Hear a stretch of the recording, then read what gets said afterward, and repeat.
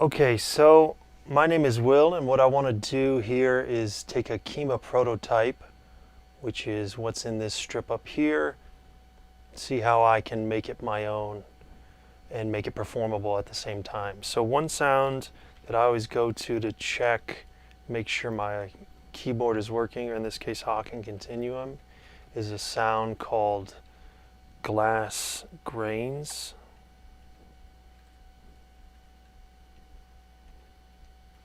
So I can type glass here. This is what the sound looks like. So I'm just going to go through basically parameter field by parameter field and make it my own, but let's just hear what this sounds like.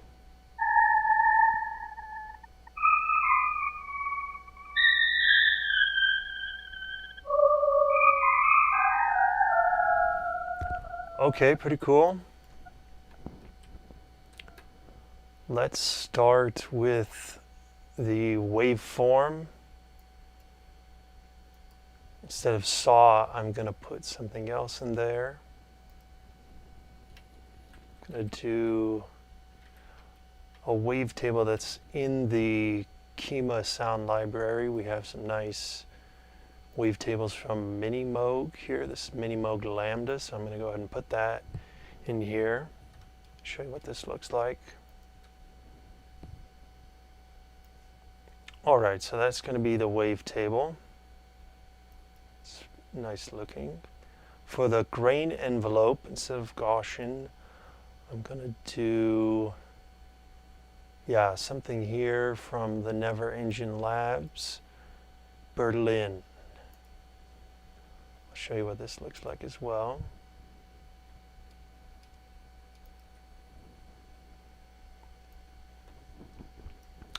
All right, so that's going to be the grain envelope. Let's hear how that's changed our sound already.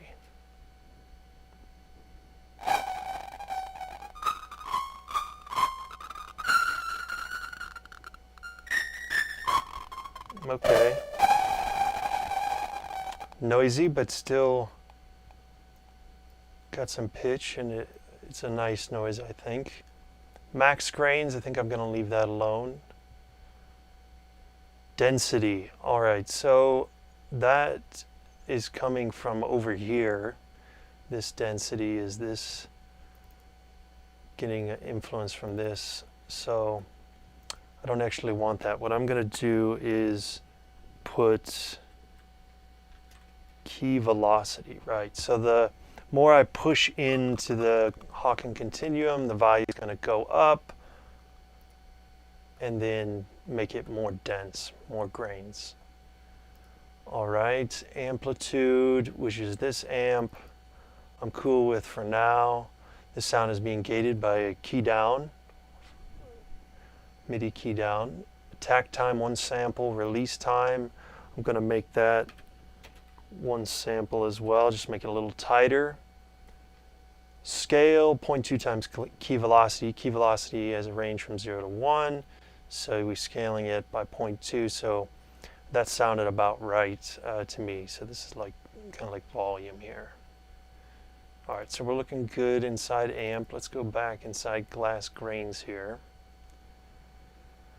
Amp's cool. Frequency, key pitch, so whichever pitch I choose on my continuum is the frequency, and then plus 24 note number means up 2 octaves. Every 12 note numbers is an octave. I don't want it up that high. In fact, I'm going to change it to minus. Let's hear what that does. So now we're going to go down 2 octaves from the pitch I choose on the Haken.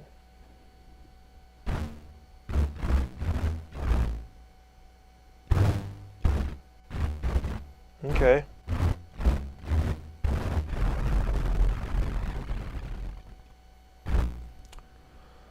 Sounding good. Frequency jitter, a random deviation around this frequency value, right now is controlled by the jitter fader we saw, scaled by 0.1, so it's not too much jitter. I'm going to change this as well. Basically want to make this whole thing performable from the continuum, no other faders. So I'm going to use key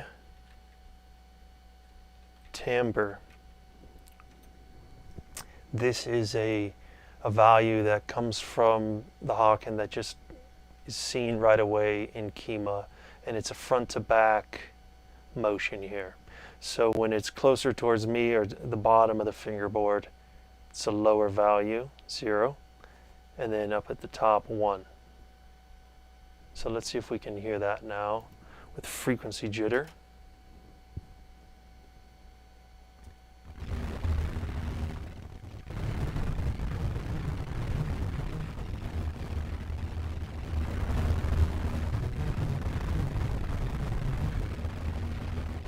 Okay.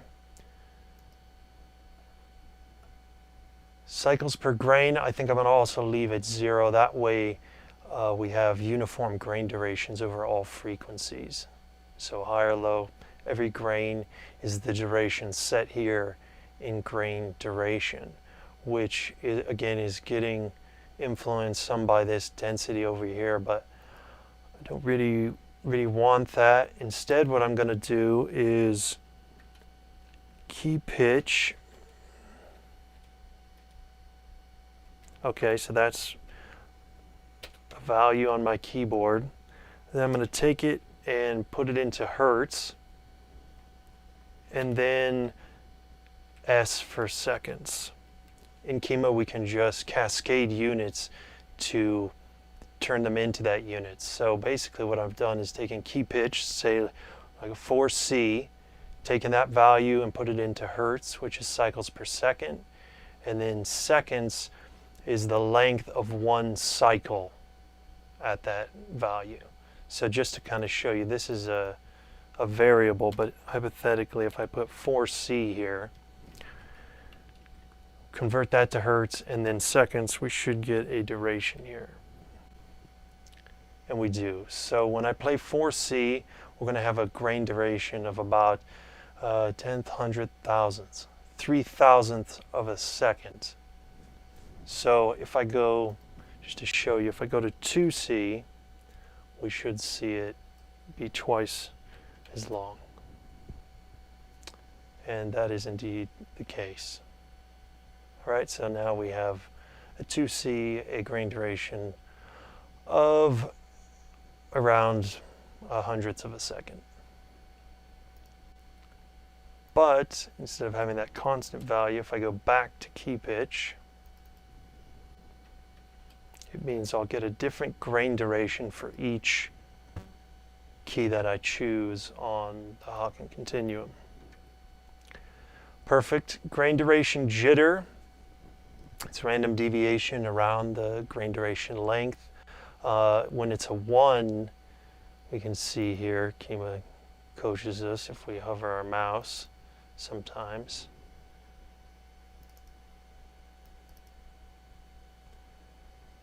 It says when it's set to 1, the durations vary randomly from 0 to twice the specified duration.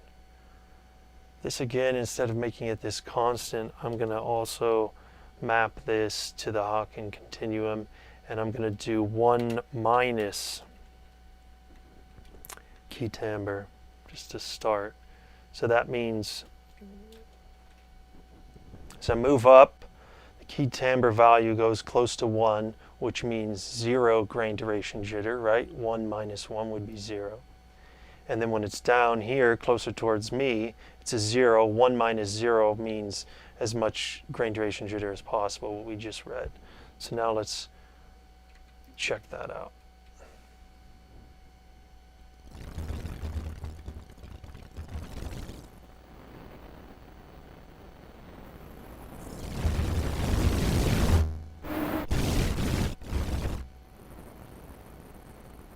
You can also hear the texture gets more dense with more pressure.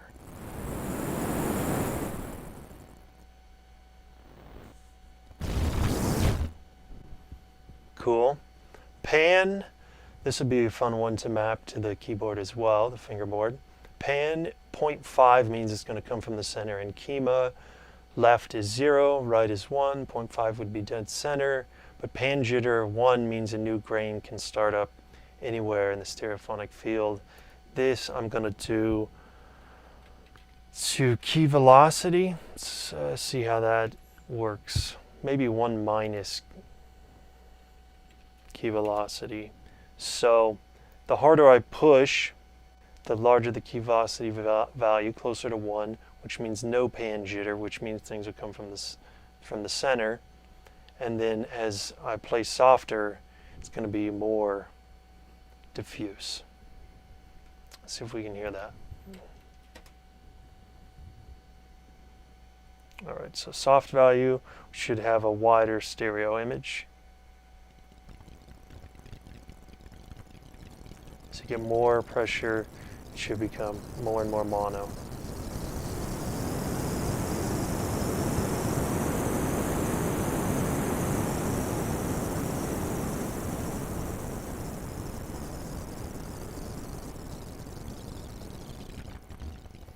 And that's the case. Cool. And seed, we can leave that. Right, so we've pretty much made this class grains KBD straight from the prototypes. Pretty unique now. I'm going to change its name. It's more like, well, KBD, I'm going to change to Continuum. And this, I'm going to change from glass to Shurchi Noisemaker Grains Continuum. Great. And the last thing I want to do, one thing I am going to add is a MIDI voice to make it polyphonic. Right now I can only get one finger down. And I don't need to do anything in here. Now I've got polyphony of 5 notes.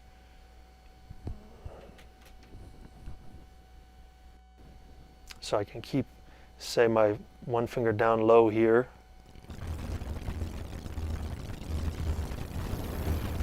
And get these other fingers going too.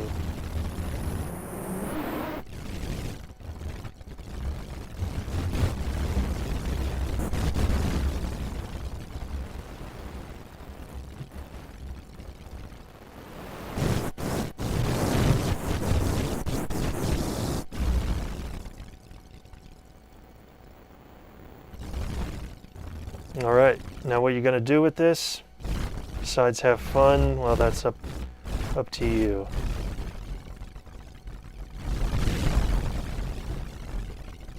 That's pretty expressive noise making, if you ask me.